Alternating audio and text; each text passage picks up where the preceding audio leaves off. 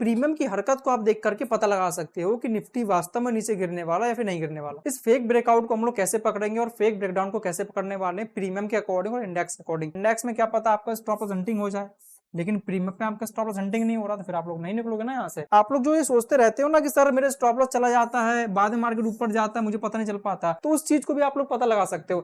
Trading में अक्सर आप लोग ये गलतियां जरूर करते हो कि अगर निफ्टी 50 के अंदर ऑप्शन ट्रेडिंग हो रही है या फिर बैंक निफ्टी के अंदर ऑप्शन ट्रेडिंग हो रही है तो केवल आप इंडेक्स का चार्ट वॉच करते हो। लेकिन इंडेक्स को पकड़ के अगर हम लोग रह जाते हैं तो ज्यादा कुछ खास अपना प्रॉफिट नहीं हो पाता है, हालांकि कभी कभी अपना लॉस भी हो जाता है। सोचने वाली बात यह है कि ऑप्शन ट्रेडिंग कर रहे हो आप लोग लेकिन प्रीमियम का चार्ट नहीं देख रहे हो। दोनों को कैसे मैच करना होता है, कैसे वॉच करना होता है, क्योंकि देखो असली गेम दोनों चार्ट में छुपा हुआ है।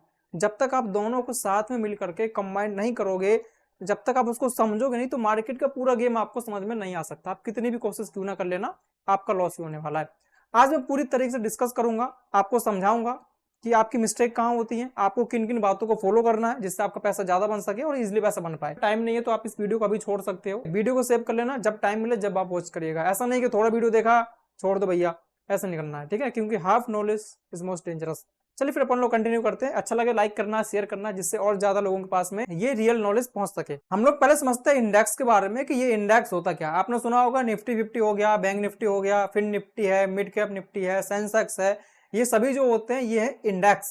ओके, अगर मैं किसी भी इंडेक्स को ले लूं, जैसे मान लीजिए मैं निफ्टी 50 ले रहा हूं, तो हर एक इंडेक्स का अपना कुछ प्राइस चल रहा होता है। जैसे निफ्टी 50 का क्या चलता है, 25,000 के आसपास, ठीक है, 25,300 है, 25,200 है, इस तरीके से कुछ इसका प्राइस चल रहा होता है। अभी इस इंडेक्स के अंदर आपको देखना क्या होता है, ये देखना कि मार्केट का ट्रेंड क्या है, कि मार्केट बुलिश है या फिर मार्केट बेरिश है, मार्केट में कौन से मेजर सपोर्ट रेजिस्टेंस है जहां से सेलिंग आ सकती है या जहां से बाइंग आ सकती है। आपको ये भी देखना है कि इंडेक्स के अंदर सेंटीमेंट क्या बन रहा है, भैया प्राइस ऐसे बुलिश जा रहा है ऐसा कुछ करते हुए, ऐसे ट्रेन लाइन बना रहा है क्या, इस ट्रेन लाइन को फॉलो करना है। कहीं कोई पैटर्न तो नहीं बन रहा है, आपको पैटर्न भी देखना है, जैसे ट्रायंगल पैटर्न है, डब्ल्यू पैटर्न है, एम पैटर्न है। तो ये सभी पैटर्न्स के बेस पे अपन लोग ने एक डायरेक्शन को फाइंड करते हैं और सोच लेते हैं कि प्राइस यहाँ से ऊपर जाने वाला है।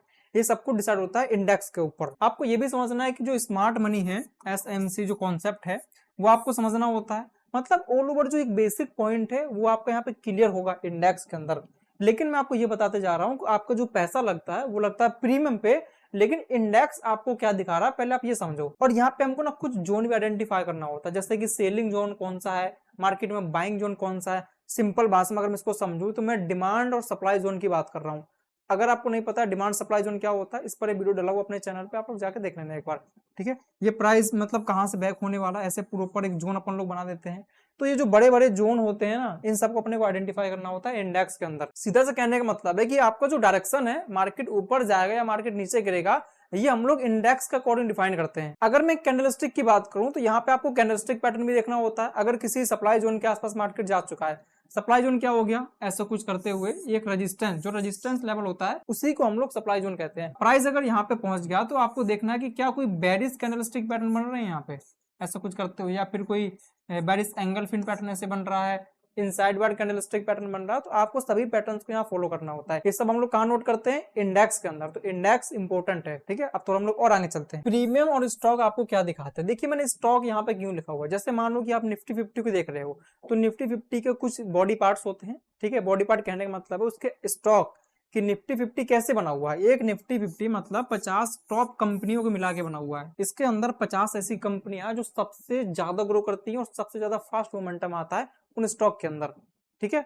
तो वही बात मैंने यहाँ पे लिखी हुई है कि आप स्टॉक को भी वॉच कर सकते हो। अगर निफ्टी 50 के किसी स्टॉक के अंदर अगर आप ट्रेड कर रहे हो, मान लो कि इसका सबसे ज्यादा जो वेटेज वाला स्टॉक है वो कौन सा, रिलायंस है। अगर यहाँ पे कोई बुलिश सेंटीमेंट बन रहा है इस तरीके से कुछ, मानो यहाँ पे एक डब्ल्यू पैटर्न बना हुआ है, इसके हिसाब से प्राइस को ऊपर जाना है, आप देख लेते हो कि सेम टाइम पे हमारा जो बैंक निफ्टी है ये सपोर्ट लेते हुए आपको ऐसे दिखेगा, ये सपोर्ट ले रहा है, यहाँ पे एक ऐसे पैटर्न बना हुआ है, तो पैटर्न के हिसाब से प्राइस को ऊपर जाना चाहिए, यहाँ पे सपोर्ट के हिसाब से प्राइस को ऊपर जाना चाहिए।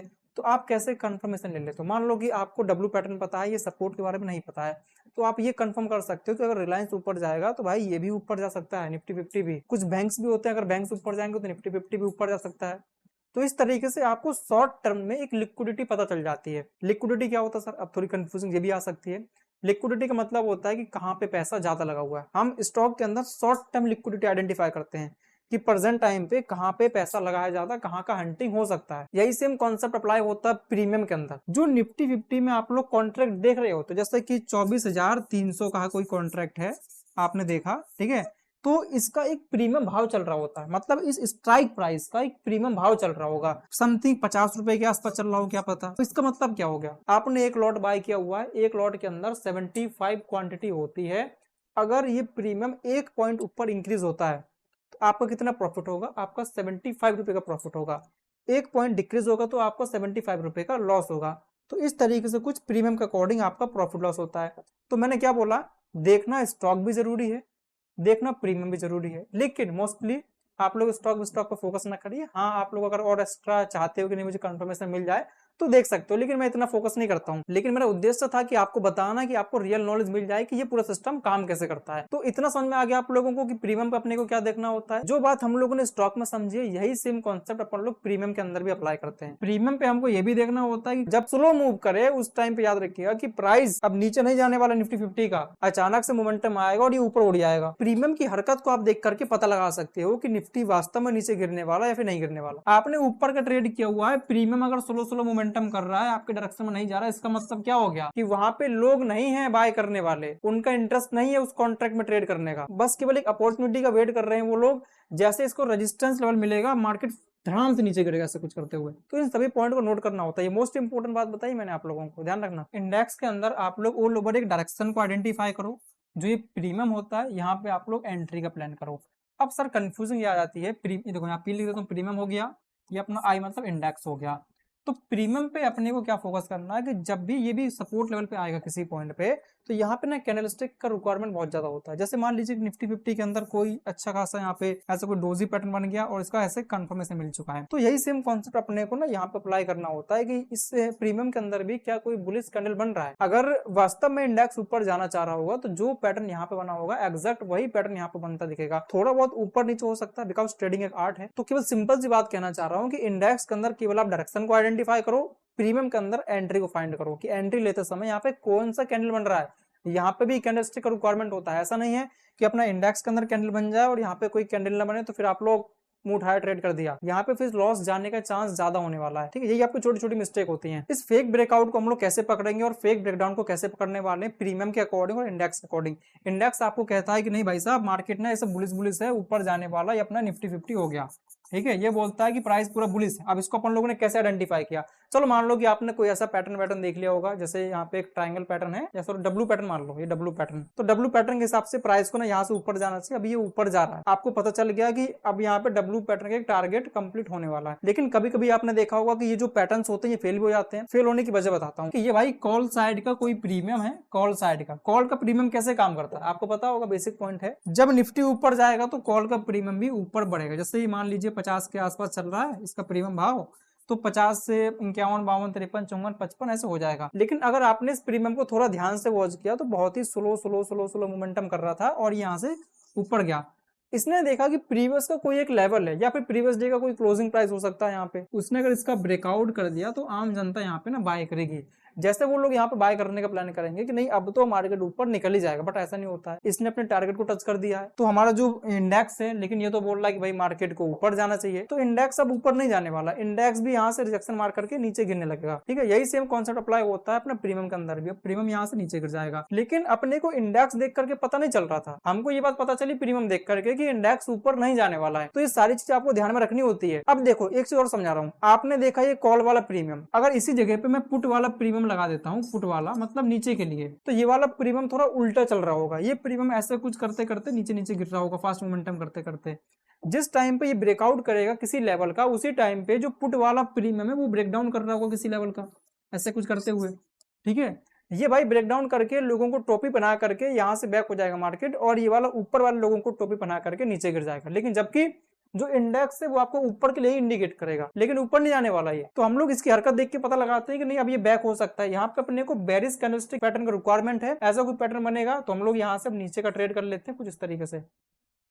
ठीक है। इंडेक्स को, प्रीमियम को और इनके जो स्टॉक हैं दोनों को कंबाइन करना हम लोगों ने यहाँ पर सीखा हुआ है। इसका एडवांटेज आपको थोड़ा बताता हूँ मैं। इससे बेनिफिट ये होने वाला है कि जो फोर्स सिग्नल है हम उसको अवॉइड कर सकते हैं। हमको पता चल जाएगा कि मार्केट में जो ब्रेकआउट हो रहा है वो ब्रेकआउट किसी काम का नहीं है, प्राइस अब बैक हो सकता है नीचे के लिए। बहुत ज्यादा इजी भी हो जाता है स्मार्ट मनी कॉन्सेप्ट को समझना, हमको ज्यादा दिमाग नहीं लगाना पड़ता अगर हम कंपैरिजन करते हैं तो। और स्टॉप लॉस प्लेसमेंट एकदम स्मार्टली तरीके से हो जाता है, क्योंकि आपका जो भी पैसा लगा है वो इस प्रीमियम के अंदर लगा है, तो आपको जो स्टॉप लॉस लगेगा वो इस प्रीमियम पर लगेगा, ना कि इंडेक्स के अंदर। क्योंकि इंडेक्स कुछ काम में नहीं आने वाला। इंडेक्स में क्या पता आपका स्टॉप लॉस हंटिंग हो जाए, लेकिन प्रीमियम पे आपका स्टॉप लॉस हंटिंग नहीं हो रहा, तो फिर आप लोग नहीं निकलोगे ना यहाँ से, क्योंकि आपका जो प्रॉफिट लॉस डिफाइंड हो रहा है वो इस प्रीमियम के अकॉर्डिंग डिफाइंड हो रहा है। मान लो कि आपने 10 पॉइंट का स्टॉप लॉस रखा हुआ है, जबकि इंडेक्स के अंदर भी हमारा 10 पॉइंट का स्टॉप लॉस बन रहा है, तो इंडेक्स में 10 पॉइंट का एसएल अपना चला गया, लेकिन प्रीमियम के अंदर हमारा स्टॉप लॉस नहीं गया, तो अब हम लोग क्या करेंगे? उस टाइम पे हम लोग अपनी पोजीशन को एग्जिट नहीं करेंगे, क्योंकि भले ही इंडेक्स के अंदर स्टॉप लॉस जा चुका है, लेकिन जहां हमारा पैसा डूबता है वहां पे तो हमारा स्टॉप लॉस टच नहीं हुआ ना।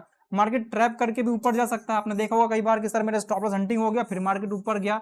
तो इन सब चीज से हम लोग बच सकते हैं। आप लोग जो ये सोचते रहते हो ना कि सर मेरे स्टॉप लॉस चला जाता है, बाद में मार्केट ऊपर जाता है, मुझे पता नहीं चल पाता, तो उस चीज को भी आप लोग पता लगा सकते हो। इंडेक्स में आपका स्टॉप लॉस चला गया, प्रीमियम में आपका स्टॉप लॉस नहीं गया, तो फिर आप लोग रुके रहो बढ़िया तरीके से, क्या जाता अपना, क्योंकि मार्केट स्टॉप लॉस खाने के बाद ही ऊपर जाता है, ये बात आपको पता अच्छे तरीके से। ठीक है, तो देखिए अगर आप चाहते हो कि मैं इस पर पूरा प्रैक्टिकल आपको करके दिखाऊं, पूरी तरीके से लाइव मार्केट में ट्रेड करके दिखाऊं, तो इस वीडियो में अच्छे खासे लाइक आने चाहिए और आप लोग कमेंट भी करिएगा। मैं एक तरफ प्रीमियम का चार्ट लगाऊंगा, एक तरफ इंडेक्स लगाऊंगा, और दोनों को साथ में ट्रेड करके दिखाऊंगा कि आपको कैसे समझना है, जिससे आप ना खुद से ट्रेड कर पाओ। तो आज की वीडियो में इतना ही काफी है। इस वीडियो को लाइक करिएगा, शेयर करना और लोगों के पास में, जिससे उनको भी राइट नॉलेज मिल सके। ठीक है, तो मिलते फिर दूसरी वीडियो में, तब तक के लिए जय हिंद, टेक केयर।